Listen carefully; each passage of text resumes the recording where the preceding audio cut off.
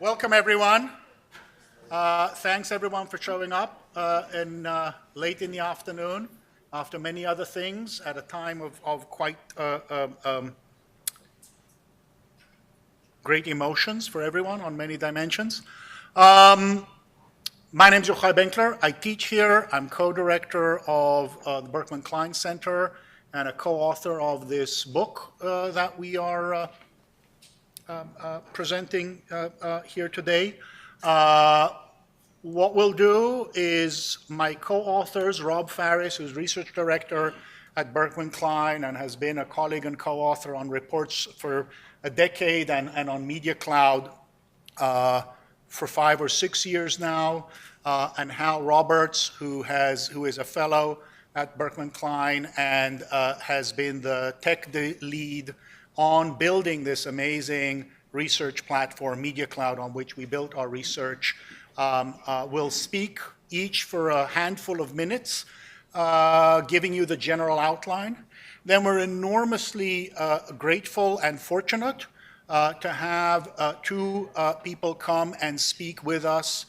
Martha Minow, who 300th anniversary professor at Harvard University, which is pretty much the university professor. You're making a face at me, Martha. I shouldn't say it.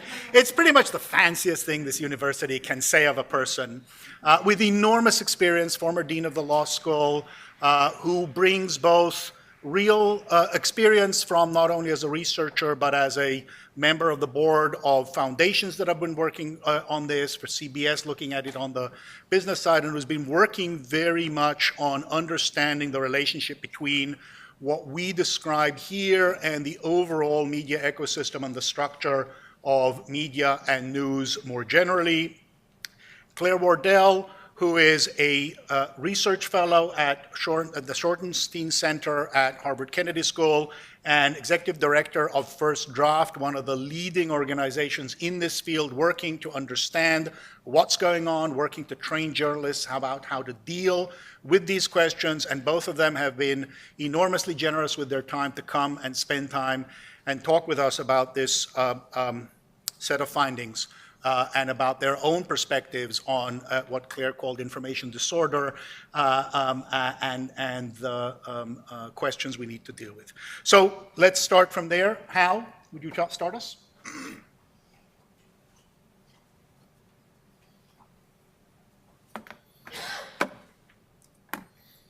So the idea of this book was to wrestle, really starting just after the election, even though the work started far before that, with what just happened. What the heck just happened in our country, to our media system, to our democracy? How did we end up in this, what we call in the book, epistemic crisis, where nobody knows what truth is, nobody actually knows what fake is, and where we're in a world where 46% of Trump voters believe that say to a survey that they believe that Pizzagate has some truth to it. And not only does that seem crazy, but we don't even know what that survey means when 46% of voters say it. This leads pretty quickly in during the Trump presidency into this world where 51% of Republicans again say that they believe that the press is the enemy of the people. So the press is one of our main institutions of truth in our civic system. And this is obviously problematic, but also we just don't even know what that means or how we have a civic sphere when our main institutions of the civic sphere don't work for at least a quarter of our population. So what we tried to do initially in the book is to try to work out who the different actors in this world were. What are the things that we can blame on having gotten here?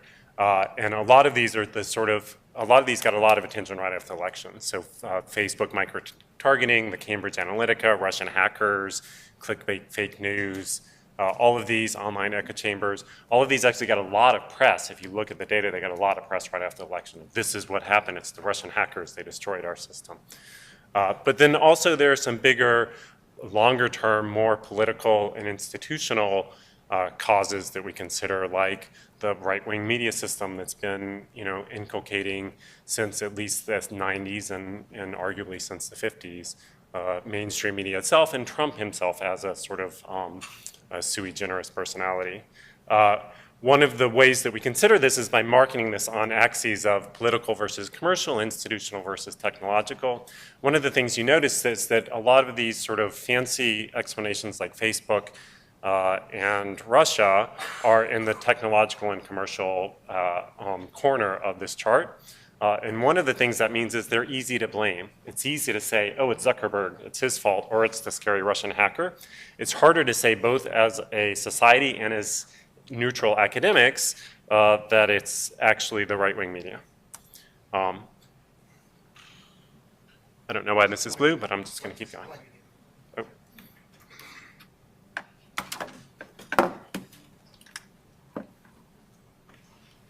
All things have been plugged. All right, we're going to be blue for a while. So, so how do we answer these questions? So luckily, we have a big, giant media data analysis platform called Media Cloud. We collect a whole bunch of data. We've been collecting data for almost 10 years now. For this particular bit of work, we collected about 4 million stories, both from the election period and post-election story period. Those are generally online stories about the election. And then we combine that with other data, both data that we collect ourselves from Reddit and 4chan and WikiLeaks and other places, and from other systems like the Internet Archive, TV Archive. And very importantly, we do a combination not only of quantitative analysis, where we take all this data and we apply fancy math to it or fancy layout algorithms to try to learn lessons of it, but we use that data and those quantitative results as a roadmap for really deep qualitative dives to understand not just here's a pretty map, but what does it actually mean when you look at the content. Our first and one of our most important findings is about the architecture of the network. So this is a map of the 1,000 most, oh, there's something down here that I'm kicking. Ah, there we go. This is a map of the 1,000 most linked media sources during the election, where each dot is a media source, and they're linked together by hyperlinks between the media sources. So dots that are close to each other tend to link more to each other. They're colored by audience partisanship that we determine by Twitter. So basically the dark blue sites are sites that are tweeted overwhelmingly by people who also retweeted Hillary Clinton. The dark red sites are tweeted overwhelmingly only by people who also retweeted Trump. And then the pink, green, and light blue are various shades between. So this picture tells us some really interesting things. First, we see very little center right. So there's very little pink in this map. There's just dark red and then green, which is the center. So if you're reading on the right, you're reading far right. There's no sort of middle of the road right here. And also the right is very insulated. So we would expect to see sort of right on one side, left on, or red on one side, blue on the other side. But what we actually see is we see red all by itself, and then we see the dark blue, which is the far left, pretty tightly integrated with this mainstream media, which is still getting a lot of attention. What we call this is asymmetric polarization. So what this means is the red is basically operating in its own media world, the right, and the left is operating in a media world that's tightly integrated with these mainstream institutions that have a deep commitment to their version of objective journalism, which is certainly problematic, but is also deeply felt and has real constraints on their behavior. On the right, the oldest site on the right there is Fox News, which is 20 years old, and most of them are much newer, and the vast majority of them don't even pretend to obey any sort of forms of objective journalism. This is the same view, which is a little bit easier to read. This is just the top 100 sites. And again, you see the same thing. You just see the right really isolated off on its own, and you see the left pretty tightly integrated around this mainstream media, which is still the center of gravity. What we call this is the right versus the rest. We did the same thing for the first year of the Trump presidency. We see the same thing even more emphasized. So you see the right moving even further away after the election from the center. We tried the same thing using Twitter data. So this is the same idea. So these are media sources, but now the links are co-shares on Twitter. So we link two sites together if the same user shared the same story from two different sites on the same day. So if two sites are close to each other on this map, then that means generally they tended to be shared on Twitter by the same user. This is really remarkable. This is an entirely different data set, and it looks very similar but even more dramatic than the previous map. So we're always very skeptical as quantitative social scientists. We're worried that we're just getting some artifact from our own data or from the math. And this is a pretty strong signal that no, there's something actually happening underneath with the people reading the news. Sorry? What do the x-axis and y-axis in the chart mean? The rotation means nothing. So the only thing that the only meaningful, and I'm sorry this is fast, I'm happy to answer questions after the talk. The only meaningful information in this chart is how close the nodes are to one another, and to some degree how close they are to the center. So the fact that Politico is right in the center there means that it tends to be the most evenly shared site from all the different sites. We literally, when I generate these, I just manually rotate them so the red is on the right for obvious reasons. So this is the map laid out exactly the same as the previous map. We just sized these by Facebook nodes. What you'll see in the previous map and in this one is that with the link map, Fox News and Breitbart were about equally prevalent or influential in the right. For Twitter and Facebook, Breitbart gets more influential in Twitter and even more influential on Facebook. It's also true on the left. Huffington Post, for instance, the partisan sites in general become more influential in the social media sites. And finally, this is the same map we just saw. Sorry. So this is the post-election map of 2017 with just the top 100. And again, you see on Twitter just more and more separation between the sites even after the election happens. So very stark insulation of the right side. Breitbart and Fox remain the centers of gravity, even though you'll notice also when we look at Twitter, there are some really far hyperpartisan sites on the right that are quite important in that cluster, including InfoWars and TruthFeed. So finally, this last chart that I'm going to show is, in my mind, maybe our most interesting finding. These charts show, let's start with the top one, that shows the number of hyperlinks for number of hyperlinks leading to each of the sites in each of these partisanship quintiles. So on the blue are the left partisanship quintiles, the red is the right. What we see is even in the hyperlinks, we see a pretty normal distribution on the left side going from far left to the other side of the center left. So we see this sort of typical Bellish curve. Not exactly, but there's a distribution of how partisan they are even within the left and the center left, or how much attention is paid. On the right, we see a very strong skew. So what this says is not only is the right insulated, but within that right, the vast majority of the hyperlinks are going to sites on the far right. So they're going to sites that almost are only since our measure is by Twitter, they're going to sites that are almost only tweeted by very conservative users. The center chart is the same thing but by Twitter shares, and the bottom chart is the same thing but Facebook shares. And what we see is even more extreme. We see a little bit of skew on the left as we go down to Facebook, but we see really dramatic skew on the right. So with this, by the time we get to Facebook, almost the only thing people, conservative site, almost the only sites that are being shared by conservative users on Facebook are the really, really conservative sites. And that's mostly because Fox and Breitbart and the other core influential sites are virtually only viewed by by conservatives. Thank you. Great. So if technology gods are on my side, I can point with this thing. So can you guys hear me? Wonderful. Great to be here. Just to pile on this slide, one more thought on this is that this is what we mean when we say asymmetric polarization. There are clearly two sides, but the two sides are not the same. And the right is more insular, it's more extreme, it's more partisan. That's what this says here. This is different from that. And that's not a subjective opinion, that's an empirical observation. And much of what we try to do in this book is to document that and understand what it means and how it's reflected in different behavior.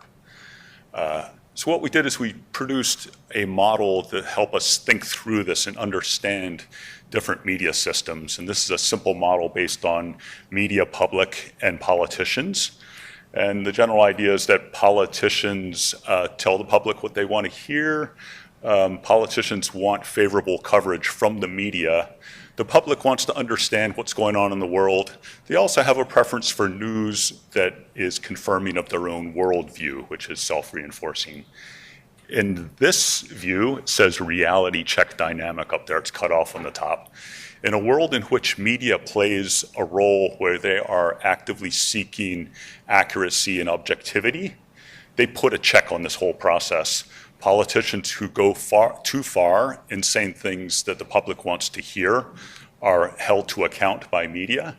And media doesn't always transfer happy news to the public. Partisan media works differently. It's a fundamentally different animal.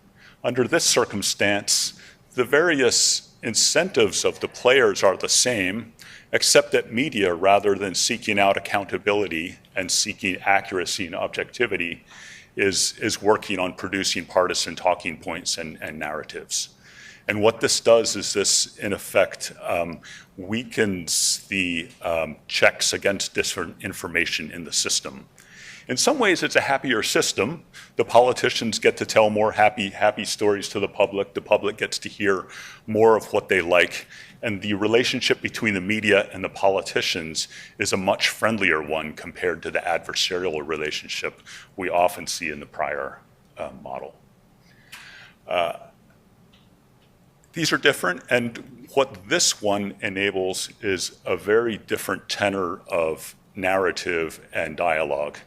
We still see conflict within a partisan media ecosystem, but the conflict is less about what is true and what is accurate.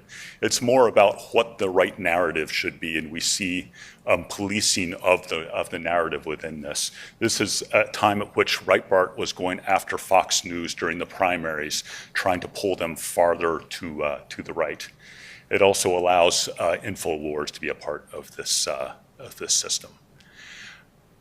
A key part to this is this is a structural model, and it doesn't require or rely upon any personality traits, any differences in character or integrity or media savvy or media literacy or education.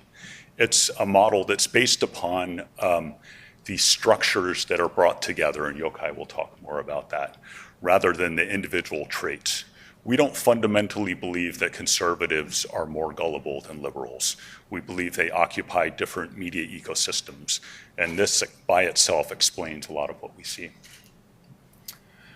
Here's a quick case study to describe what we're talking about. There's, again, this is cut off, unfortunately, but there's two media narratives that we tracked and document in the book. They're both salacious and designed to produce disgust in readers, and it's about sexual allegations against Trump and the Clinton. The story of Trump was allegations that he had raped a 13-year-old. The Clinton is all the different variations of pedophilia stories involving Bill and Hillary. What we see here is the coverage of these stories, the Trump rape stories. On Facebook, you see a demand for that in Facebook. There's an audience that is sharing these stories and happy to do so. Same for the Clinton pedophilia stories. On Facebook, you see a nice appetite for these kinds of salacious stories. As you move to Twitter, the appetite is still high here, everything else is flat. And in the link economy, the more authoritative the view of the media systems based upon the behavior of media sources themselves, you see nothing on the Trump rape story. And for us, the lesson from this is that the underlying demand for highly partisan material is the same on the right and the left to some degree. It's that demand is both there. There's something else at work here, and it's within the structures of the media that are the difference. This is how the Trump rape story played out. It started with a story on the Huffington Post that was very, very popular. Other left-wing sites jumped into it, and what they did is they dug into the facts on the matter and they beat the story down. This is The Guardian, The Daily Beast, and Jezebel saying there's not as much substance to this story. This is a red herring. The difference on right-wing media is everyone's singing in unison on the story. This story in Fox News right here Of all the Fox News stories in the entirety of the election, this was the story that was shared most frequently on Fox News. And the story didn't remain in online news. It also ended up on Fox News. It ended up on their flagship 6 p.m. News program. Newt Gingrich weighed in on it on Hannity as well. And so this, for us, describes the difference between the media ecosystems, is less the supply of disinformation and hyperpartisan clickbait, but the mechanisms that either promote these stories and propagate them further or put a check on them. Just a reminder here that Fox News is far and away the most popular source of information amongst conservatives and Trump voters. Way above anyone else. Clinton voters, a mixed media diet. No matter how we look at the data and the sources of data that we look for, the ecosystem looks broadly the same. This is based on survey data by the Pew Research, so a completely different methodology than the work that we did and Hal showed in drawing together in links and Twitter views and Facebook views, but basically the same story. On the left, the popular sources, and in the center, CNN, the major networks. You go out to the left, NPR, MSNBC are popular. On the right, it's Fox, it's Hannity, it's Limbaugh, it's Glenn Beck. These are different worlds. And in the background on this, we've seen several decades of declining trust in media. Back in the early 70s, around 15% of the population said that they had hardly any confidence in media, and that was fairly static across Republicans, Democrats, and independents. Over these past several decades, the number amongst Republicans has risen to 60%, and Democrats 40%. And there's the background. Yochai.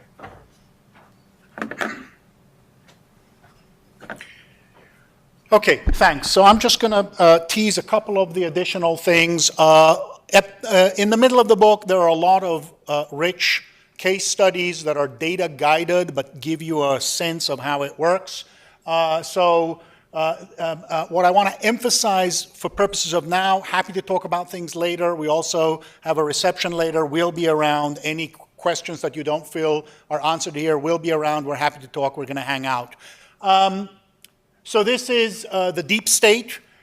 We show how the framework of the deep state was very different before November 2016. It then shifts to being something about Obama holdovers going against Trump and trying to bring him down, instead of being about a deep state in Turkey and Egypt, and to some extent bipartisan criticism from libertarians and civil libertarians against the national security state. Critically here, notice the importance of Fox. What happens is, for 5 years, there's a little bit of deep state. Then there's a massive spike when it's adopted by Fox News as a framework. We use a variety of different measures. So up there on the top right is a Google searches, tweets, online links. And what you see is that as long as it's still in Breitbart and a little bit in the old framework of The Intercept, it's relatively low. It spikes with the Flynn firing as Fox and Fox Business start to use this frame, and repeatedly, this is percentage of 15-second segments on TV, spikes consistently show an interference pattern where Fox and Fox Business are coming to the support, and then it replaces online and gets replicated. Similarly, Seth Rich, conspiracy that DNC staffer was responsible for the DNC hacks. At the beginning, it looks very much like the story of online crazy sites, some alt-right Twitter handles, etc. But look at what happens and how different it is when Fox News jumps in November of 2017. It completely, in May of 2015, which happens exactly when Comey gets fired and Mueller gets appointed. Similarly, we see, and we have a detailed study on some really cool propaganda work that Breitbart did to force mainstream media to sort of talk about the Clinton Foundation right after the DNC, and that's one chapter. But in a later chapter, we show how the same story gets repurposed, not to be about Clinton Foundation, although it starts with it, but to get this business of Russia got 20% of US nuke during Obama administration, and Hannity, thankfully, most often on YouTube as well, but obviously 3 million a night, goes from Clinton kickback to the real Russia story are these guys who gave Russians 20% of uranium. So you see the repeated pattern across multiple case studies where when it's only online and not on Fox News, it's relatively small when you see there on the upper left-hand corner. When it's adopted for a month on TV, and again, we see here Fox Business and Fox News, it's more. Critically here, the pattern that Rob described comes from years, decades at this point, of sustained attack on mainstream media, on professional media in the right wing. Rush Limbaugh in 93 is already leader of the opposition. By 96, 37%, 18% are getting their news from Christian broadcasting and from talk radio. We go through a good bit of the media history and describe how changes in technology, changes in law and regulation, and changes in political culture all worked to reinforce each other in a long-term feedback effect to change the fundamental economics of the outrage industry. And the critical thing that distinguishes Rush Limbaugh and then Fox News from right-wing media from the end of World War II until 1988 is that the former was never a commercial success, whereas what happens is Rush Limbaugh proves a business model in the context of ubiquitous media, in this case AM, and then cable with Fox News, that becomes the first mover to shift things over from trying to get a share of the audience by programming to the middle and becoming a little better, to saying there's a large minority here that could be gotten by giving them exactly what they want, which is outrage. Once those people move, the center left and professional media start to give some interesting reinforcement to the people on the other side because truth becomes partisan. The earliest we have of our images is 2012. We already see a very similar structure because what happens is that by the time Breitbart in 2007 shows up, there's already an appreciable Fox News effect for 11 years. It's almost 20 years since Limbaugh. The competitive pressures to actually gain attention are completely different than those faced by HuffPo, which starts a year before MSNBC even shifts to a partisan model. And it never really takes off on the left, and we can talk about why later. We don't want to understate the importance of Breitbart and the Breitbart-Trump interaction. We have a full chapter on immigration and how Breitbart and Trump strengthened each other to make immigration the agenda of the election and frame it in Islamophobic terms. We don't want to understate the critical role of mainstream media. We're still talking only about 25 to 30% of the population who live inside the propaganda loop and only it. This picture of what people associated with Clinton in September of 2016 can only happen with the collaboration of traditional professional media. And what happened with traditional media, this is the prevalence of sentences related to Clinton and Trump, their scandals and their issues. And critically, what you see is that in the teeth of a highly asymmetric propaganda system, neutrality, practiced as neutrality between the parties rather than as objective pursuit of truth through accountable, transparent means of providing evidence, ends up being complicit in the asymmetric propaganda.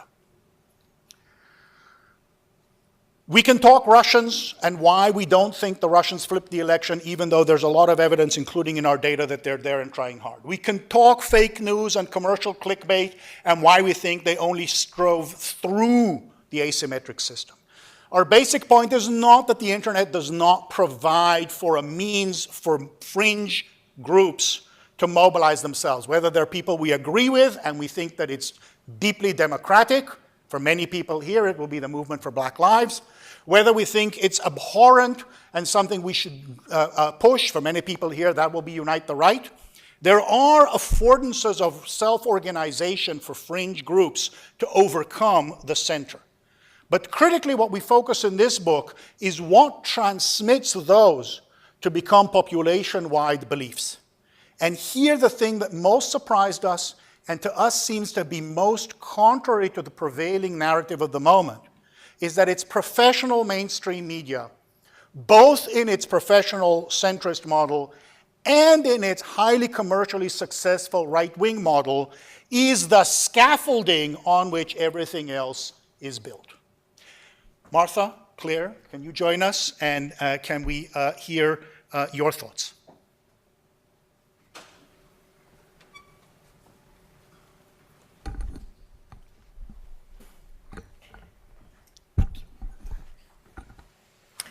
So first of all, everybody has to read this book. It's incredibly powerful, and it's really the first rigorous empirical study that I know of, other than the article that you guys wrote that was already published, about what happened in the media, what happened with the elections. I had a quick sneak peek of the book, and I would summarize the contributions as 5, some of which you've heard. The first is that it's empirical and rigorous in terms of studying the patterns of media shares and media usage before the election, after. Second is that I identifies this asymmetrical pattern, the different patterns for the right and the left. Third is that the argument of the book is that what's happened is not due to technology per se. It's not due to the architecture of the internet per se. And the fourth is that there is an interaction with the business models and the economic motivations that has a lot to do with what's developed. And the last one is that the underlying civic cultures matter. So there's a comparison that you didn't hear much about today with other countries that are dealing with very similar situations, and yet there hasn't been the same kind of toxic feedback loop. So these are all very compelling and persuasive to me, but I have a couple questions. So as to, it's not the technology itself, it's hard to disagree with that, except for the business model question that surrounds the technology. So when Facebook, just as an example, had its public offering in 2012, there was a change in Facebook, that suddenly the internal sources indicate Facebook had to find a way to monetize, and it hadn't been doing that. And there was a ramp up to the engagement criterion, which is another word for rubbernecking. How to get people to be so fascinated, outrage is another word, that they keep being engaged, keep being engaged, keep engaged. And that's just grown and grown and grown since 2012, and that seems to coincide with your period, and that's just one of the players. So maybe it's not the architecture, but the business model connected to the architecture, which then affects not just the escalation of the shares, but also the news feeds. And also then the advertising. I mean, it's all intertwined. So that's a question that I asked. Maybe it's not the technology itself, but what about the interaction between the technology and the business models? And we know that the biggest employers right now of behavioral scientists are the tech companies that are, programming to make sure that we can't let these machines out of our hands.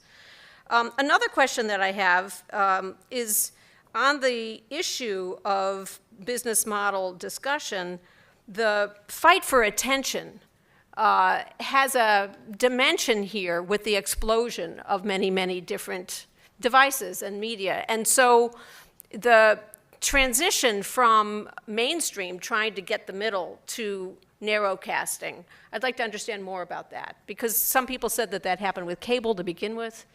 I'd like to understand how that interacts with internet and social media, particularly. And on the topic of the underlying civic cultures matter, again, I don't know if it's causation or correlation, but the same period of time that's tracked here, particularly about the rising distrust of media, there's very similar patterns about the declining faith in democracy in America. I mean, just the perfect. And so I don't know what's cause and effect, but there's something else going on here besides simply the focus on the media. And maybe they're related and maybe they're not. Just then, finally, a few random thoughts. I don't know what to make of the polls that say that NPR is the most trusted source.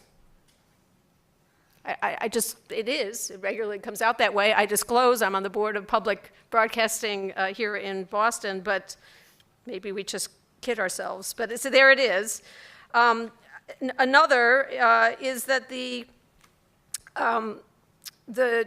interactions between Fox and Breitbart and Trump are so important before the election and after the election that we know that staffers in the White House try to get a message on Fox so that the president will see it. So to try to understand, how that works really as an organ, both of the Trump administration, but also, frankly, the internal communication system of the Trump administration since the election, I think that that's at least a question or something to observe.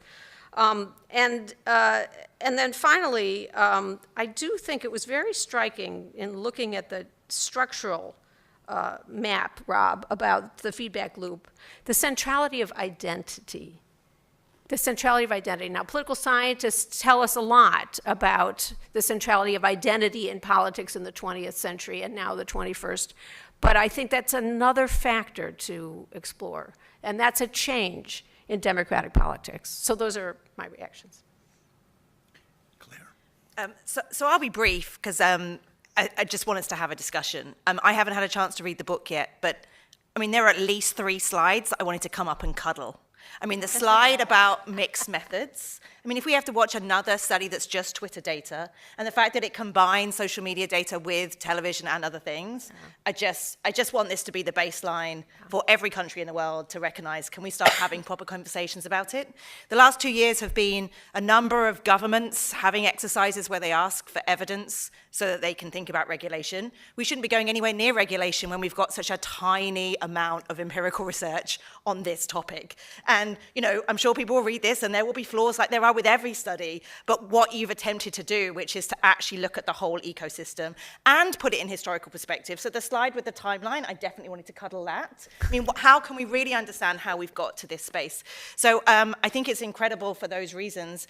And I work at the Shorenstein Center, and we have a lab where we're monitoring a lot of those spaces. So we spend a lot of time on 4chan and 8chan and Discord, and we see a lot of the tactics and techniques being played out. And what we see is disinformation agents in those spaces attempting to manipulate the mainstream media, attempting to manipulate journalists and the platforms, knowing that journalists are looking at what's trending, what hashtag is doing well as story ideas. We see that play out every day it's not the dark web, it's actually spaces that you don't really want to go because people are anonymous and it's pretty nasty, but they're in these spaces talking through what you've shown us in those graphs.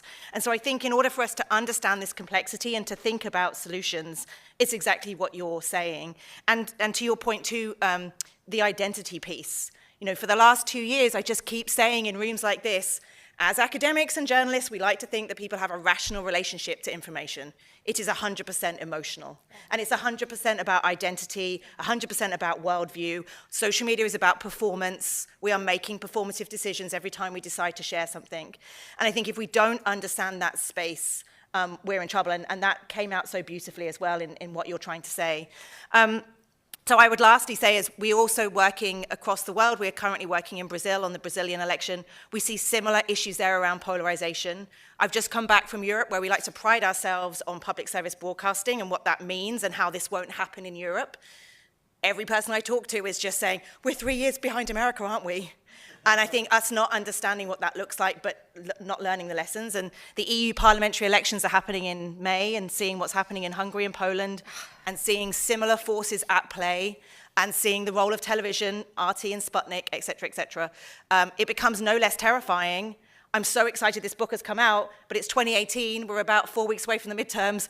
We haven't really done anything in the last 2 years. We're not really prepared at all for what's about to happen, globally as well as in the US. And as I say often when I sit on these chairs, is how do we take this to a place where we're actually making change happen? And Yochai, at the end, when you were saying, who I blame is the journalists, I was like, oh, God. So I spent a lot of time with journalists. What I said? But going back to that emotion piece, So in July, we ran a conference at Harvard, and we had 70 of the biggest newsrooms in the country, and we mapped out their Facebook page numbers on a graph. BBC were in the room. They have 45 million Facebook likes. So they're at the top of the graph. It goes down, and everybody felt very good about themselves with their huge Facebook followings. We then did the same for the top 70 junk news sites, which nobody in this room thinks anybody looks at. We plotted on the same graph, we put them next door to each other. It's green, red, green, red, green, red, green, red, green, red. Those junk news sites are getting just as much traffic as those sites. And this is exactly what you've played out. They're two different worlds. There is a reason that those junk news sites that don't have to sign up to editorial policy guidelines, that don't have corrections policies, don't have ethics training, don't have legal training, and they use emotion. They use emotion in their headlines and their visuals every single day. It is asymmetrical, not just in the ecosystem, but in terms of the rules of the game. And so I agree with you. If we had NPR journalists in here and BBC journalists in here, I don't know how we really talk about how they would have to shift their work to really play in this space. And I'll leave with this story, which was about 6 months ago. I was on a panel with somebody from the State Department. And we did a project around the French election, and they did a project, because it was the American State Department. And I said, so do you take out micro-targeted ads to Russians in St. Petersburg about how great America is? And he said, yeah, we pay for dark ads. And I was like, well, isn't that what we complain about? But no, but we have pre-roll that says, sponsored by the State Department. And what I realized at that point is it is asymmetrical on every single level, both journalism, the ecosystem, and our foreign policy. So that's a depressing place to end, but everything, yes, yes, yes.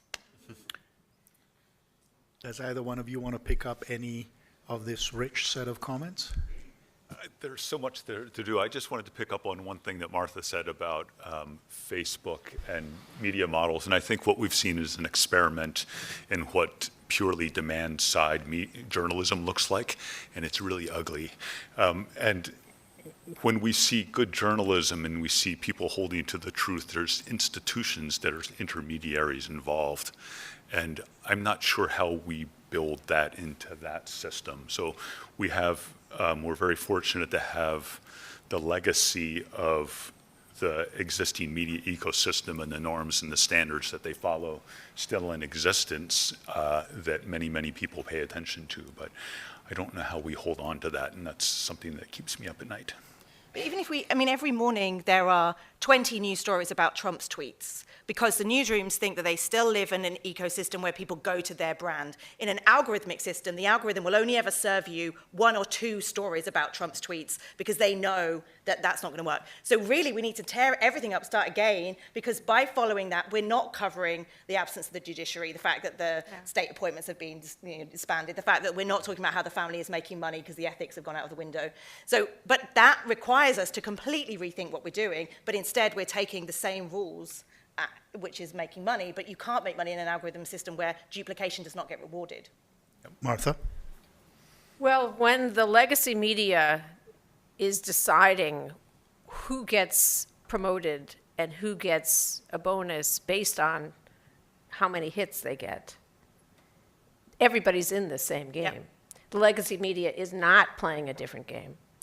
In just to continue the depressing point, people who cover the Supreme Court for legacy media are judged by how quickly they get their story up and then how many hits. And I don't know about you, but last time I read a Supreme Court opinion, it took a while. So there's a distortion, profound distortion about even the legacy media. What I wanted to say, though, was about Facebook. Just specifically, there's a 2-part documentary upcoming on Frontline on the 29th and 30th of this month. I recommend it. Sheryl Sandberg, when she was hired to be the grown-up and create the business model, she said, we're not a news organization. We're not journalists. And I know they're having an identity crisis right now because they now have heard enough and they've done their own internal metrics to see how much they are a news source. And, you know, what are they going to do? Because they like the money and they like the money. And I don't think they're going to change. So let me push back a little bit on both of those claims about Facebook. We've had this discussion before. And hopefully we'll continue it often and repeatedly. We actually were really surprised by how central the large traditional media outlets were by all of these measures. And when we combine, and that's true both in terms of what sites link to, which we take as essentially an image of supply, the decisions by media producers to link to each other and give authority and credence and get credence.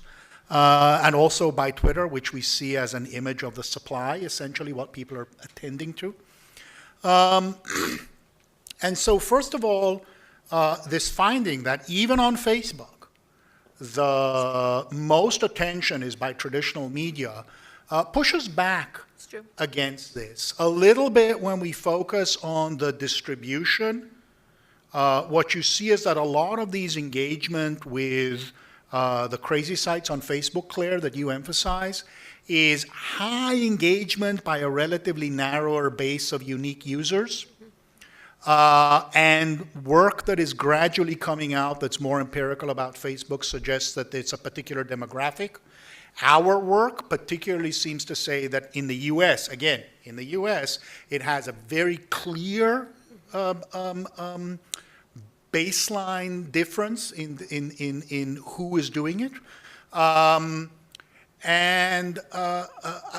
My sense is that Facebook, and the survey data that suggests that there is a small minority that sees social media as their main source. There is a larger minority that uses social media a lot for news. But most people, there's a reason. Why do they say NPR? Presumably actually because radio still continues to be the thing that most people actually consume. They just don't think about it because they're commuting or they're doing whatever they're doing. So I'm a little worried that in the, so not a little worried.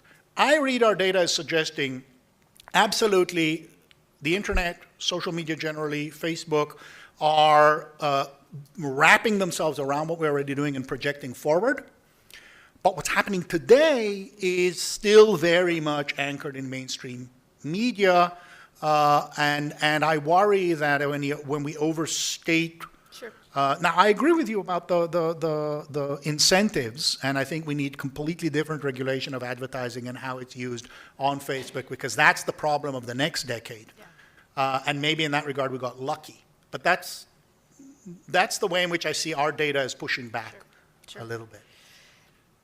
I think it's fair statement, but I'm just projecting out because it's the advertising data that is now hollowed out for the legacy media.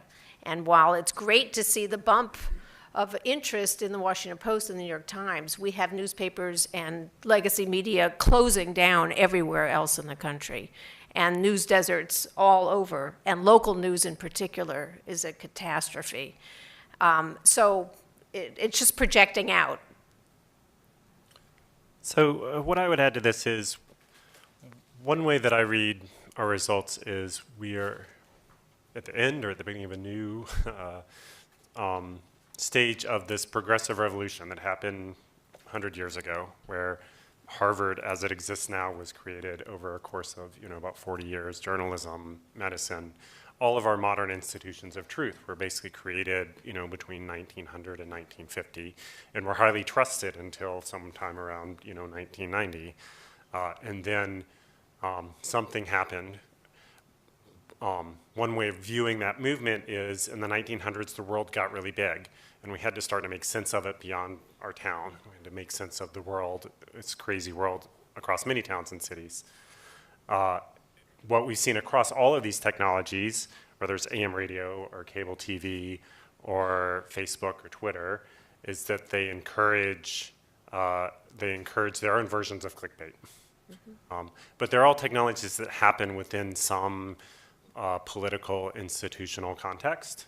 And the most surprising part of our findings are that on the liberal side, we have a sort of successful, in some ways, indication of how this can work. You can have Addicting Info and HuffPost and New York Times working together to moderate each other in a relatively healthy way. And that's not, all of those sites and mechanisms have their own very large, very difficult problems we have to solve. But there's some sense of seeking toward their own versions of the truth. But what our data clearly show is there's another political context that's happening on the right that's just veering way off. And that says to me that if the problem is technology and we can just say, let's just figure out the technology, let's just go to Facebook and convince them to be responsible, that is hard but seems solvable. If the problem is 40% or 25% of our country is just fundamentally doesn't feel invested in this progressive world that we've built and doesn't believe in any of these institutions of trust, that's a lot harder. So we're going to end not the conversation, but this session at 6:30 and go downstairs to have it in a more relaxed form. So we have time for maybe one or two comments, questions. Hi, Yvonne McPherson, Berkman Klein Center Fellow. I wanted to pick up on the question about mixed methods and also to push you a bit more on whether you have a theory about the extent to which online activity influences and informs political views and outcomes compared to offline communication sources. And I wanted to clarify, when you refer to traditional media or legacy media in your data, are you looking at, say, for instance, CNN, are you only looking at online content that's CNN, or are you also looking at viewing CNN on TV, and if so, what was your media consumption data for the offline mainstream media analysis? So we only look at TV on the case studies. We don't have access to it on the larger scale. It's all, the larger scale images, the big find, is more based on other people's surveys and on our detailed observation online. We do use the TV archive to do text search and then guided research for purpose of looking at TV across the major channels for the specific case studies. We don't have, when you say offline, you mean activism on the street or you mean TV? Watching TV. So have we made judgments about impact in the world of online and TV? No, I don't think so. Did we do that anyway? No, well, I mean, we don't have, there's a gap, right? So we can look at our web data or even Twitter data where we have very good metrics about exactly what people are doing with that content. We can look at survey data to get a sense of what people are viewing in their cars or while they're making dinner. We are very aware of and always questing, but it's very hard to fill that last gap where we try to understand, all right, what is the actual impact? We've done this in some of our previous work. You can do sort of forensic work where you can talk to people. So we wrote a paper on network neutrality, and we can actually call people and you can talk senators or aides and say, hey, you seem to make this decision at this point. Why did you make this decision? But that's a gap that we're aware of and always trying to close, but it's really, really hard.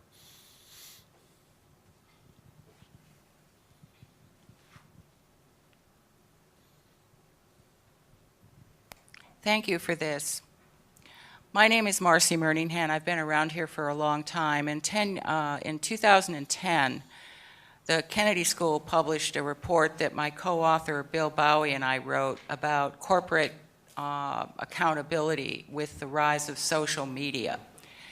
And it was published by the Center for Business and Government. And when we did our research then, we were asking people in companies as well as advocacy groups about Facebook and Twitter, and virtually nobody knew much about either one. So that was only 8 years ago, and it's really remarkable to think about where we are now in this turbocharged system. Ithiel de Sola Pool wrote a book called Technologies of Freedom, and I wonder, there are sort of two questions here in what I'm putting forward.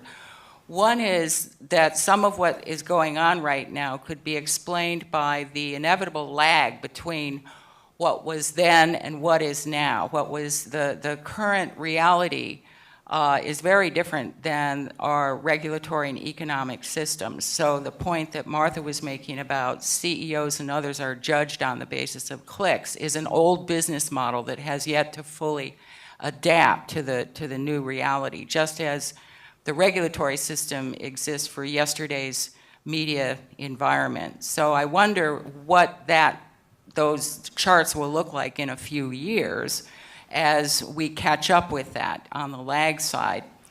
The second point is, and this was part of, certainly my life's work, but it's part of what you touched on earlier, maybe it's also true in terms of the erosion of civic culture that profound power shifts affecting the economy and politics have left a lot of people feeling voiceless and without any agency. And that kind of alienation is toxic, as we've seen. It's a ripe organizing field for terrorism, for authoritarianism and all of that, all the emotional appeals to the game is rigged and you're doing the right thing and it's their problem.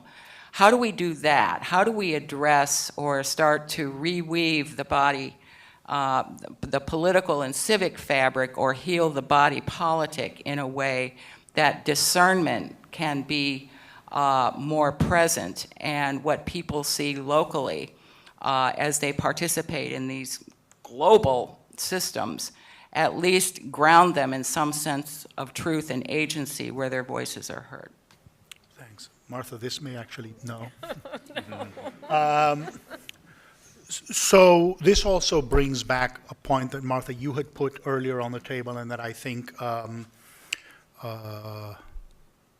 we never got to, which is the question of what's the relationship between politics, between the construction of identity, and the long-term declining trust in institutions, and what we're observing today. And part of what we try to do in the chapter on the origins of asymmetry is connect the emergence of religious identity as a pillar of the Republican Party and how it connects to the rise of Christian broadcasting as a critically identity-based pillar. The strategy of the Nixon campaign and thereafter of reshuffling the parties around the Southern strategy with white identity politics at its core, and the change in the alliance that made the Republican Party and that was part of the reshuffling of North and South around Democrat-Republican, had a lot to do with why it is that these media, these changes in the technology and the regulation found a ready audience. And so that's a story that we tell about how identity gets used for politically strategic purposes and then creates the audience onto which then the business model is able to build itself. And I think that's critically important. And the question of distinguishing the role of media as opposed to background culture and the decline of trust in institutions, I suspect you have at least as much, if not more, than us basically on this, based on this, to look at the various dimensions of it. But again, we have this dual effect. Rush Limbaugh has been talking about the four corners of deceit for decades: government, academia, science, and the media. So there's a component of that. But there's also a component on the left of critique of objectivity, critique of authority, what on earth does this mean against the man? All of these together play out with just a deep raising of the baseline. So I think what we see when we look at the data on how many people have almost no trust in media is a combination, I think, of this background shift away from accepting authority towards being generally more skeptical about authority. The deviation between the two is likely, at least in part, a component of the realignment of identity politics in America and the feedback effect with media that propagandizes to this community even more. But that's a guess at a very broad level. we should go have fun. Thank you both so much, Martha and Claire, for coming and spending your time with us. Thank you. And thank you all for coming and spending time with us. We're going to hang around and talk as long as you want to talk within limits.